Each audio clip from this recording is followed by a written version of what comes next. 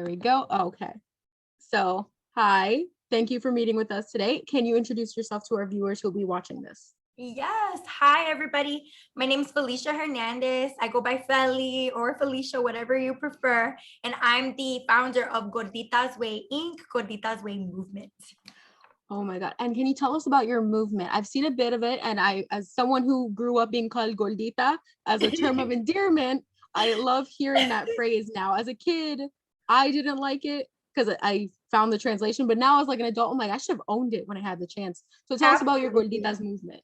So Gordita's Way, that's why I was so attracted to your energy, because I know you're a writer and you're a blogger. So at this time that I founded it, it was in December of 2017. I was on a huge weight loss journey, and I've always been called Gordita my entire life. The very word, although it's used as a term of endearment in various Latin American cultures, the very word made me cringe. And I talk about it in my book, Gordita's Way, The Ways of an Unapologetic Latina. So this word is something that I decided to fully embrace because the truth is the truth. I'm gordita. So what I wanted to do is I wanted to challenge traditional ideas behind the diet and fitness industry and talk about fat phobia, talk about what health is, take health and really deconstruct and reclaim what that means to me personally. So I can only do that by sharing my story. So in December of 2017, after a long weight loss journey, I just said, que se jode, que se jode todo. I'm like, Exactamente. forget everything that I learned. I was convinced that a number on the scale would equate to me feeling better about myself. When I reached my goal weight, I still didn't feel good because the process of healing and radical self acceptance is from the inside out. So I decided during that time to start my blog, Gordita's Way, a very humble blog, which is why I see you and I'm like, oh my God, we have to connect. I was Yes. about I've never been 24. to Chicago, so I'll most definitely go. Yes, please come visit. Please, Oh my please. God, yes. Yes. So yeah, I started off as a blogger. What started off around challenging traditional ideas behind the diet and fitness industry, talking about body positivity, what radical self-acceptance and healing really means for women, and amplifying the voices of other women, turned into a lifestyle blog. It talked about traveling, it talked about my culture, it talked about what it means to be a Puerto Rican woman of the diaspora, of second generation, how we are claiming our Latinidad unapologetically and also giving back.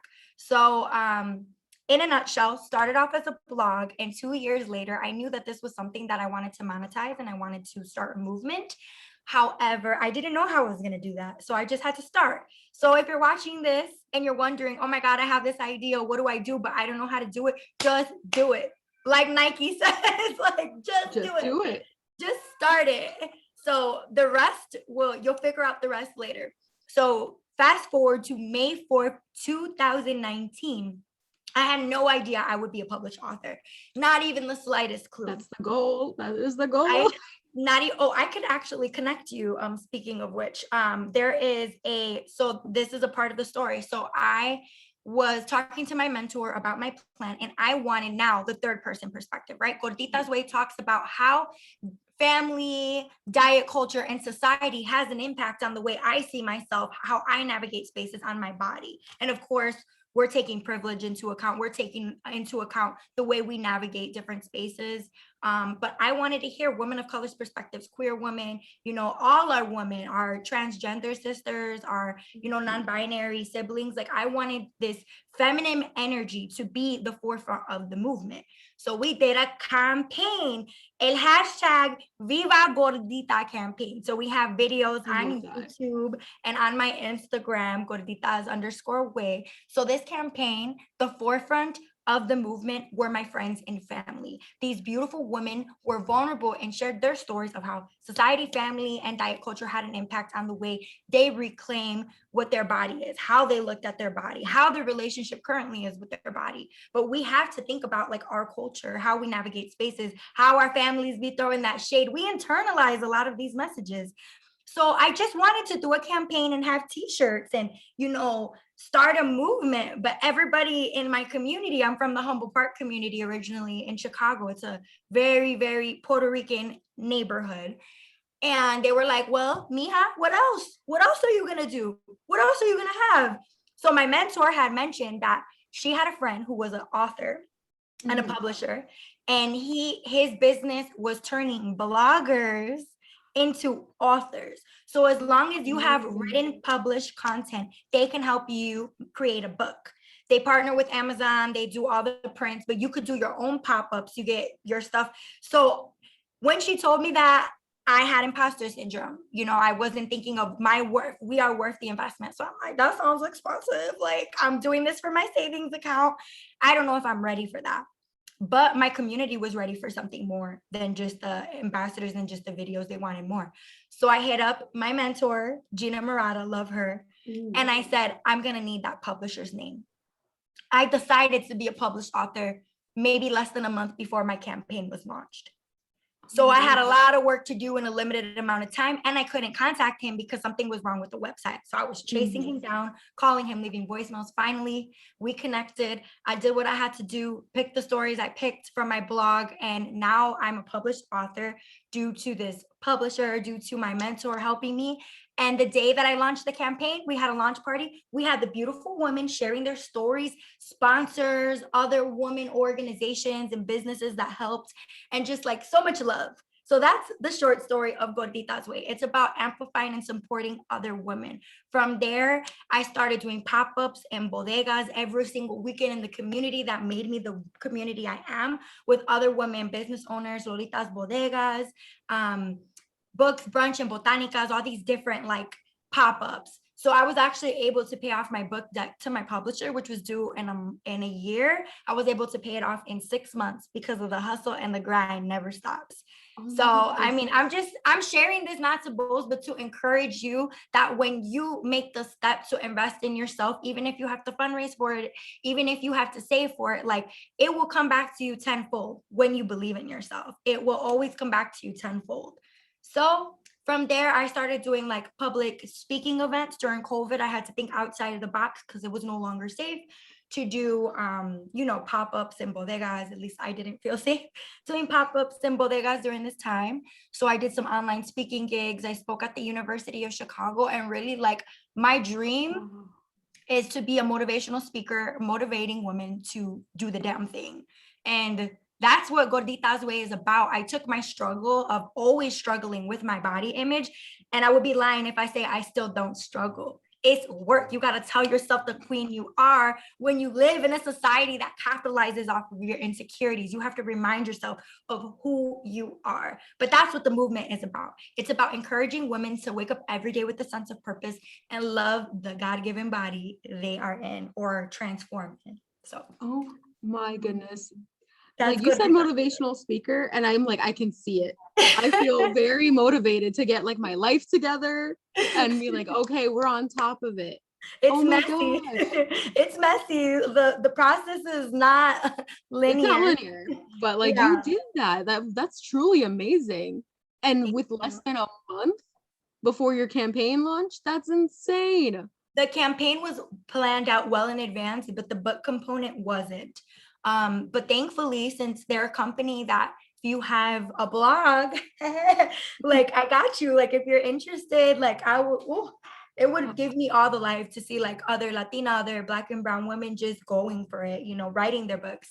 It's my like dream that everybody in my community writes a book, because every woman that is listening to this, you have a story, and your story can impact the masses. We're not our traumas don't identify us, but they don't define us. Excuse me. Our traumas do not define us, but we can share our magic just by being vulnerable and showing other women that they can also do it too. So that's my life's purpose. That's, I believe, why I was called on this earth, to motivate and inspire other women to fall in love with the woman that stares back at them in the mirror. I love that so much. That's just so amazing. And I do have a question. So like I know with the body positivity movement, everyone does have different views on how they see it, different shapes, different sizes. But how do you think the body positivity movement is in Hispanic culture from your perspective? Because I know personally for me, it is a little different versus like other ones where they're like, oh yes, be free with your body. But for Hispanic culture, I notice it fluctuates. Like you are either very skinny with straight hair and like very clear skin versus like people who are thick, and then they have very curly hair and freckles and or darker skinned, and it just consistently fluctuates on what they consider is beautiful. within Beauty society? standards, absolutely. So you're asking about like beauty standards in my perspective, right? From my culture, from Latinidad.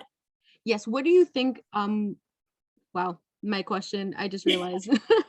But like, how do you think Hispanic culture influences the body positivity movement, or Oh, what they consider is like like a beauty standard that a lot of Hispanic girls feel don't fit that specific standard? absolutely. So this is such a beautiful question. And this is something that I talk about in the book. Pero mija, no te pongas tan gorda, pero tampoco tan flaca, pero come, which translates to, oh, but my daughter, don't get too fat, but don't get too skinny, but eat, and eat some more. So from my experience as a Caribbean diaspora Latina, like the ideal body type is a Coca-Cola bottle, like flat stomach, big hips, big ass. And if you weren't born with that body shape, I mean, women sometimes feel so pressured to have to look a certain type of way. And thick is in now, right? Because let's be real, thick was not in. Not everybody was on this body positive bandwagon. Like fat phobia is real, and discrimination takes place in the workplace. People who are bigger body get discriminated against in the workplace, don't get hired for jobs, are bullied, are hypersexualized, are treated bad. Like these are conversations that we have to have when we're talking about body image. So, but my experience as a Latina, I'm not even gonna lie, I succumb to that standard. And I do have body privilege because I am a thick woman, but I have baby making hips. Like I'm a very like I struggle with my weight, but I am a person who carries her weight more on the bottom of her body. And even that, even with having like body privilege, in my personal opinion, if you have a damn body, it's beautiful because it's yours and can't nobody do it like you. But society has imposed these unrealistic beauty standards on women, and women are doing everything that they can do, sometimes unhealthily, to achieve this. So I'm not like pro or against, like if a woman gets surgery, I'm not about shaming a woman, but it's how you do it, you know, like if you do it right, go to a doctor, because our health is wealth, right? Part of taking care of our temples is health is wealth, right? I mean, there has been so much danger in women trying to succumb to the fat ass, small waist, you know, standard in our culture.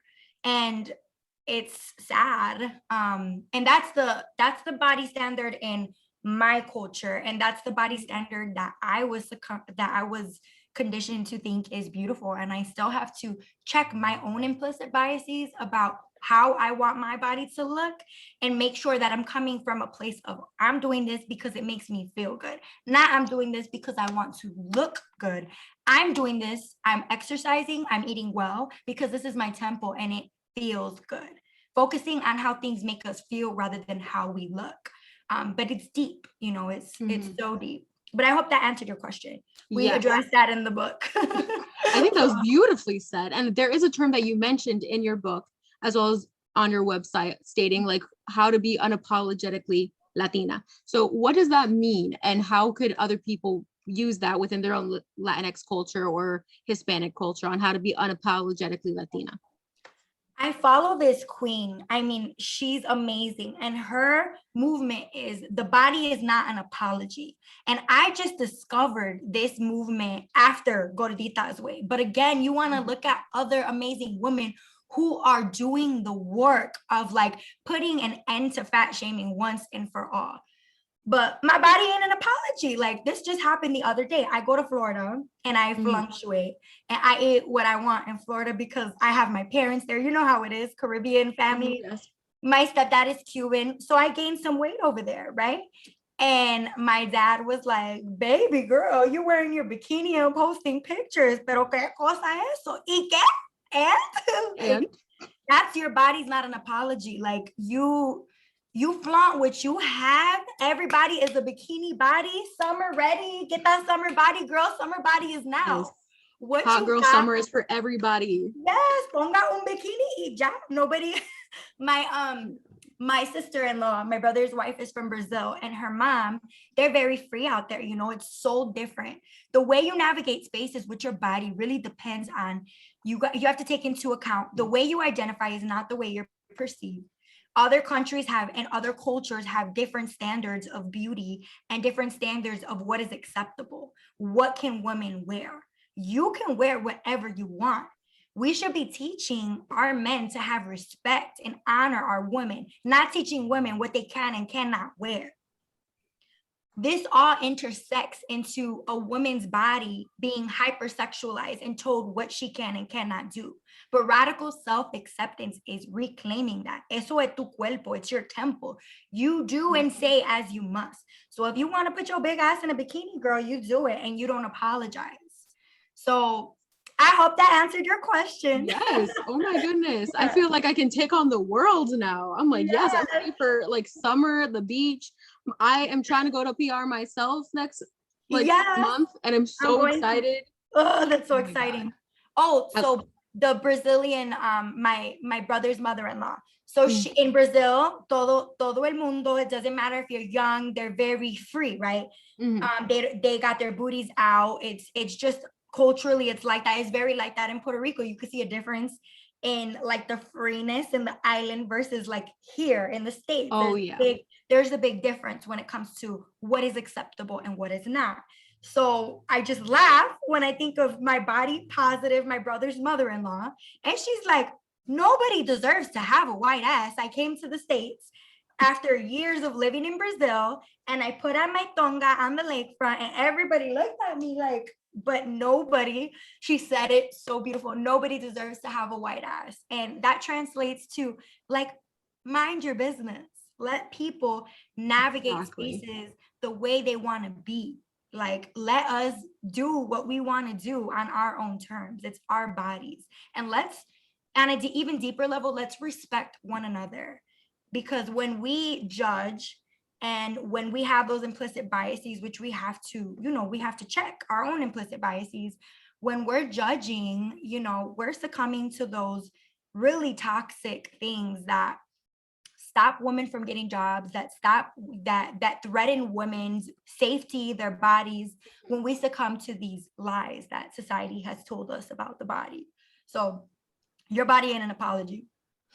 I love that. And I wish like someone did tell me this when I was younger, because I realized recently within the last like few years, how hyper like sexualization on like Hispanic women and just like women in general applies. Because as a Puerto Rican girl, I'm pretty well endowed when it comes to the chest area. But I remember like being 15, going to the water park and having a couple moms come up to me being like, hey, you're showing too much. And I'm 15 years old. And I'm like now turning 24, almost a decade later. And I'm just like, why did I let that happen? Why did I just not be like, why are you looking at me in that type of manner?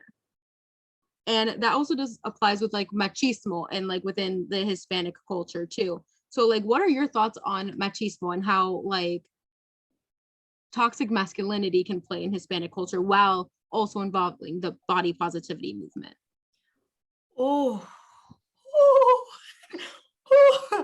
This is a heavy one. And this is one, I'm going to be honest, this is one I struggle with, because I struggle with setting boundaries with the men in my family. My strength is telling the woman what they can do and live unapologetically and be who they are and defeat those body standards.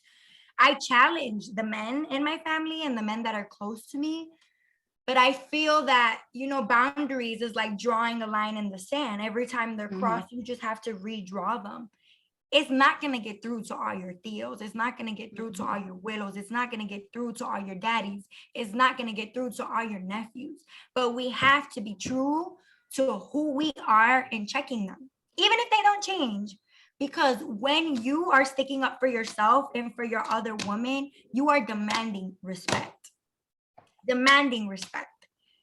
And it's easier said than done. I find myself in this situation all the time where I have to tell the men in my life, don't make that comment about a woman's body. Give her the dignity and respect to just déjalo quieto. Like, even I catch myself talking positively. I'm like, why are we so accustomed to making comments on how people look? You know, like, we have been conditioned, whether good or bad, to see the body as something that needs to be critiqued, even when it's constructive or negative. We don't see the body as this neutral, like, es un cuerpo, and it's in this neutrality form, you know?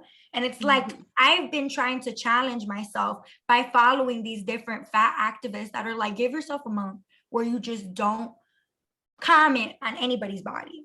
One month. And there's so many different activists that I follow that I will definitely give you like their names and links at the end of this, just because I feel like they are really doing the research and the statistics and the work.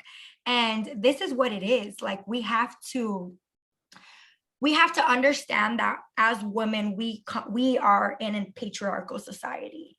And as Latina women, you know, machismo is very, very prevalent in our communities. Very ingrained. And sometimes a calladita es más bonita is not what it is. Oh, follow Brown Badass.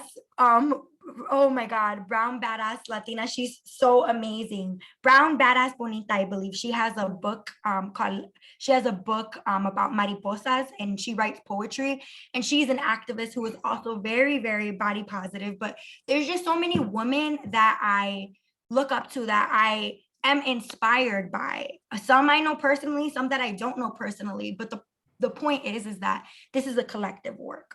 We have to check ourselves and love ourselves, because radical self-acceptance comes from the inside out. But we internalize the messages that structures such as machismo, our family, society have instilled on us. Oh my goodness. So in order to navigate that, we have to demand respect. That doesn't mean that they're gonna get it. That doesn't mean that they're gonna follow through. That doesn't mean that you're planting that seed and it's gonna get watered. Because at the end of the day, like, everybody is on their own journey. But I feel that it's very important that we stand up for ourselves. And personally, I just want to challenge. I want to challenge the men in my family to think like outside the box. But best of luck. And you used a phrase that I hated growing up, and I still hate it to this day. Caíta te ves más bonita. I actually had a discussion with a friend, and I'm write poetry myself, and I was going to use that term because of how much I dislike that term, and how it's can be applied to a lot of different races, where they're like, oh, you look pretty when you're not talking, when you're not fighting back, when you're being like oppressed, you look a lot more pretty and a lot more accepting to society. So with that specific term in mind, what do you believe is a great way to break that term, to like be loud and express, and how you show to the world that you are completely content with who you are as a person? You are a threat to the world as a woman when you take back your power. I'm going to say this again, and this is just like my spirit talking. You are a threat to the world as a woman when you take back your power, reclaim who you are, love your body, and express yourself in your truest, most authentic form. I'm going to say it a third time. You are a threat to the world and to society when you take back your power. Because when you are bigger, the room gets smaller.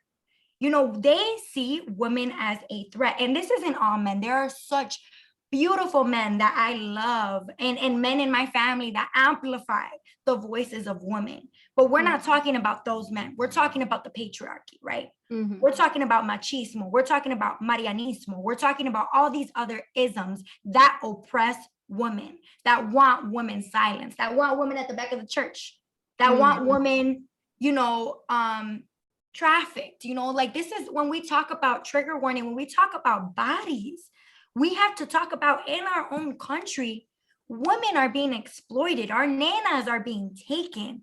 Their bodies are being monopolized. Their bodies are being taken advantage of. So it is revolutionary for us to stand up and claim what was always ours to begin with. Ese cuerpo tuyo es tuyo. Mira. Your voice is your voice. So you use it because that is the revolution. They ain't ready. When we get this message within ourselves, there's no stopping us. There's no bickering. There's no gossip because we don't have time for that. We only have time to amplify and help our sisters win because her win is your win. There is no competition when you're in competition with the woman who stares back at you in the mirror. And that's it. I'm going to drop the mic now. Oh my God, that was so beautifully said. Can I just like be you when I grow up? Like you're saying all the wonderful things. Can I be my you? Gosh. Oh my God. And do you have any personal projects or like projects that you're doing within your movement that are coming soon or are you currently working on? Yes. So thank you for asking. I appreciate that. And I appreciate all the love. So obviously I have like my book sales that I have. I have been working on these master classes and I launched it in December. And this is for women who really want to take their power back. Everything that I said right now of you being revolutionary by really doing the work that hurts, right? That shadow work, dealing, addressing our skeletons at the door. But my masterclass is called Transforming Negative Body Talk. I don't know when the next one is going to be. This is in the works. I've had a couple so far and they have been amazing, where we're just surrounded by a group of queens who are willing to do the work and really transform the negative ways that we speak to our bodies, but also to ourselves. So it's a beautiful masterclass that's, of course, COVID safe. We do it online and it's 90 minutes. So it's an hour and a half of just like so much. There's a partnership. So I collaborate with this wonderful woman who is the founder of Herbology. She's also a great friend and she has a holistic wellness business. And her mantra is heal self, heal others. So we're just aligning and partnering with women who are amazing. And the work, that body work, that soul work is what I am working on. I'm actually in the process of looking for investors and also investing in something that is near and dear to my heart, the National Immigration Justice Center. So in the future, 20% of the proceeds for each ticket is going to be helping the National Immigration Justice Center. So that's why that's on pause, because I'm figuring those details out. And I'm launching a course this summer. I'm launching a course, yes, a 10-week coaching program course. I'm still riding the wave and figuring out the details and super scared to have this radical movement of women. But if your dreams don't scare you, they're not big enough. So that detail is going to be dropped when I'm ready to put it out there in more details. But the 10-week course is called Unapologetic Bodies. And it involves all things on the principles of gorditasway, waking up every day with a sense of purpose and really truly loving the body that we're in. One of the benefits of the course is that the master classes that I have separate will be free for the people who are participating in the 10-week course. So the people who are investing in the course have benefits of being able to attend any master class that I hold. Oh, that's so amazing. So yeah, that's what's in the works. And pretty much now just traveling, healing, getting clarity on what it is that I need, listening to that inner voice. I'm going to Puerto Rico tomorrow to support one of my girls. She has an alkaline business here in Chicago and she did a yoga retreat. So it's all about women supporting other women. So I love that. And I'm so glad that I got to meet you. I feel honestly like ready for the day to get started. I hope we do connect soon and I get to meet you. I just want to feel this energy that you're just. Yeah. I hope everyone feels this energy. To Chicago are so cheap from New York. Like they're super to and from. You're always welcome. Like, please. Girl, I'll keep you posted, most definitely. And cafecito. Yes, un cafecito, please. The Puerto Rican coffee, I need some. Just a little bit. Cuban and Puerto Rican coffee, just I miss it. Oh my God. But yes, can you share like where people can keep a lookout for all these future projects or where they can currently purchase your book? Yeah, absolutely. So anybody in any part of the world, if you look up Gorditasway, Ways of an Unapologetic Latina, if you just put in Gorditasway, it'll pop up. I'm looking around here to see if I have a book.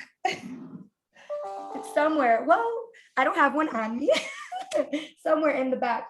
But Gorditas Way, you could find any copy on Amazon. So it's available on Amazon. You can also find me through my social media. I'm the most active on Instagram. So my Instagram is gorditas_way, WAY. And there has my Linktree with all my links. It has a link to the book. It has the link to the upcoming master classes. I need to update the link because we are still in the works of planning our next masterclass, but I will be sure to post that on my Insta. And I'm just now starting to use the other platforms like El Tickety Talk. El Tickety Talk. I'm active on Facebook. I have a Facebook page, Gorditas Way, but my most active platform where I have all my links in my bio is going to be Instagram on my Linktree. And my website is gorditasway.com. I don't know about anyone else in the audience, but I'm going to be following that Facebook group real soon. Start signing up and looking out for these master classes. Yes. I'm ready. So thank you so much for meeting with us and talking about the body positivity movement and how to be unapologetically Latina and the Gorditas way of life. I loved it, and I'm glad you got to meet with us today. I'm so proud of you, and thank you for putting your voice out there, for saying yes to Yes Mija, and just writing. Like, I love the blog. I was reading through, and when I reached back out to you to make sure we were scheduling, I was just like, wow, I saw myself in you when I started. And I'm like, and you're so your writing is so beautiful. Also, the way the layout is, it's just, I don't know, I was definitely drawn to that energy as well.